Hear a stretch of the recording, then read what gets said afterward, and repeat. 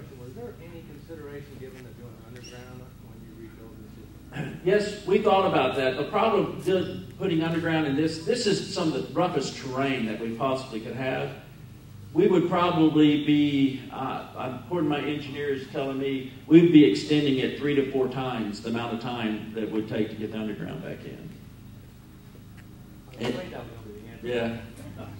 And I don't think anybody wants to wait that much. We would talk about 2 to 3 months, I think, if we could do that. And the cost of doing that right now in a total rebuild would be really, really significant. What we're talking about right now is between $1 million and $2 million right now in damages.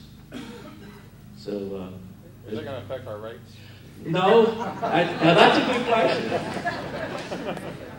What happens? We're a co-op, and a co-op has any margins that are made at a co-op goes into your capital credit accounts, all margins, and we borrow from that capital credit account to sometimes to pay for damages like that, and by either when we go on this from an accounting standpoint. I'll let our CFO talk about this. Like when we go borrow money, lowers your equity in your co-op. That's about all that's going to happen. But we're financially very sound co-op, so I don't see this having an impact on our rates at all whatsoever. But that's a good question. I mean, if we were a smaller co-op, we probably would. But we can pretty well handle something this significant. Matter of fact, we had 2 tornadoes go through Johnson County 2 weeks ago, and it did some very significant damage. And so another thing I will tell you too, we do have storms throughout in other parts of our system. We're going to pull people off to go and work those storms too. So that we're right in the middle of storm season. Doggone it. Timing could have been worse for that. But this is going to be a focus. This is where we're going to have all the co-ops that they can send us people. This is where we're going to have our arms. And folks, we're going to be putting all the resources that we can safely put and we can productively put on.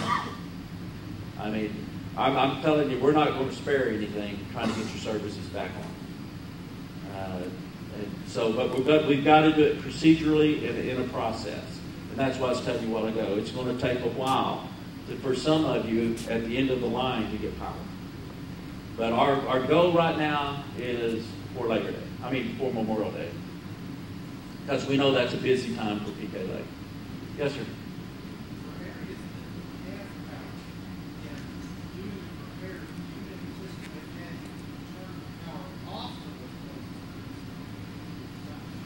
No, sir.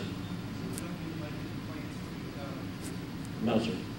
No, we're in good shape there. Very good shape there.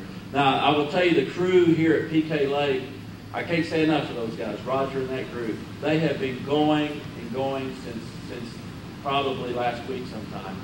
And now we did have to turn power off in certain areas during the fires because the emergency management people asked us to do that just for safety reasons. We turn an area off. I know the peninsula, I think. Did we have to turn the peninsula off at one time? Just for a short time because they thought the fire may be spreading over this area. So, but I don't see us having any more difficulties with keeping the power on for everybody else that got power now. One safety consideration you should make is if you were evacuated and you don't have power, try to think of what you had on when you evacuated. If you had an oven on or a toaster on, if we heat up a section, all of those things can come back on. So make sure you go through your home and take care of those things. That's a good point. I would cut our panel off. Yeah, if you could, if your power, that's a good point, Marty. If your power is off, just go ahead and turn your master off, and then you'll know when we get the power back on. Then go turn it back on. So what's going to happen as soon as we turn it on? If you've got short or anything in your house, you're not there. That's a danger. Plus the big surge of power requirement. If we turn it on and it's 100 degrees that day, and everybody's air conditioner immediately comes on, that could cause some voltage problems. That's a good point. Yes, sir. If you don't have power, you're not going to be allowed back to heat here. If you're allowed to run it yesterday for 1 day, and they're not letting anybody back, which power can you use? The comment was that the emergency management folks said that until you get power in your areas, you're not going to be allowed back in there. I've not heard that. I don't think that's true. Yeah, I've not heard that. So I think they're having a meeting this evening to kind of clarify some things, but I've not heard that. Does anybody here know? You haven't heard anything? Okay. If your house survives the fire, but the fire is still close, will you damage the meter? Yeah, in some cases, it's according to how close it was. We went by one meter that I'm shocked. I don't see how it had enough fuel around it to have a fire. The pole was fine, and the meter was melted. It's absolutely melted. The heat around it was. So. Some of you folks, that probably would be a bad deal. You wouldn't mind if the meter being melted anyway. Any other questions? Well, again, thank y'all for showing up. We just wanted you to know what's going on. We appreciate your support. And if you got any questions, please let us know. I know that Jackie told me on the website this is going to be streamed live on the website. And if you want to watch again, you got any questions, call us. And I know that we're going to be around. We're definitely going to be accessible to you should you have any problems. We did bring some work gloves, some masks, and things that were contributed. We sure want you to have those in case you need that when you start your cleanup. And until that time, yes, ma'am, Jeff? I just had a comment. I wanted to thank you guys for being forthcoming with information and being willing to meet with me. So something happened. Well, thank you. And you're the only one that has it. Thank you. Thank you. We appreciate that. Well, God bless you. Be safe, and if we can do anything to help you anymore, please let us know. Yeah, you had something you want to say? Yeah. My name's Larry with Blackman Boring. We're going to mobilize, and we're doing damage assessment right now. We've got a truck mobilized by Sportsman. We have boxes, gloves, and stuff that we will provide. I want to bring in Pam Johnson with USAA.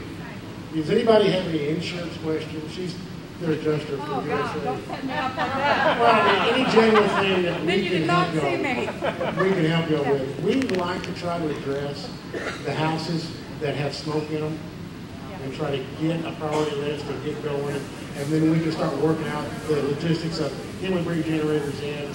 Can you stay at your house? You know, let's start moving down the road and addressing that. And one other thing I'd like to say is, we want everybody to go through their insurance company, contact your adjuster. If you sign anything in the state of Texas, you have 72 hours to get it up. So we've got a lot of people coming into town, sponsorship the world. You want to stick with reliable companies through your insurance company. And that way everybody's handled it. And I think that, and this deal's going to be one of the most important things. Here's Pam. I just want to say real quick, if any of you are with USAA and you have not called us yet, please see me before you leave so we can make sure I know about you. I only have 3 claims right now, and that cannot be possible in this big area. So we need to get a good count here. So if you guys are with us, please make sure you see me, okay? Thank you. Thanks.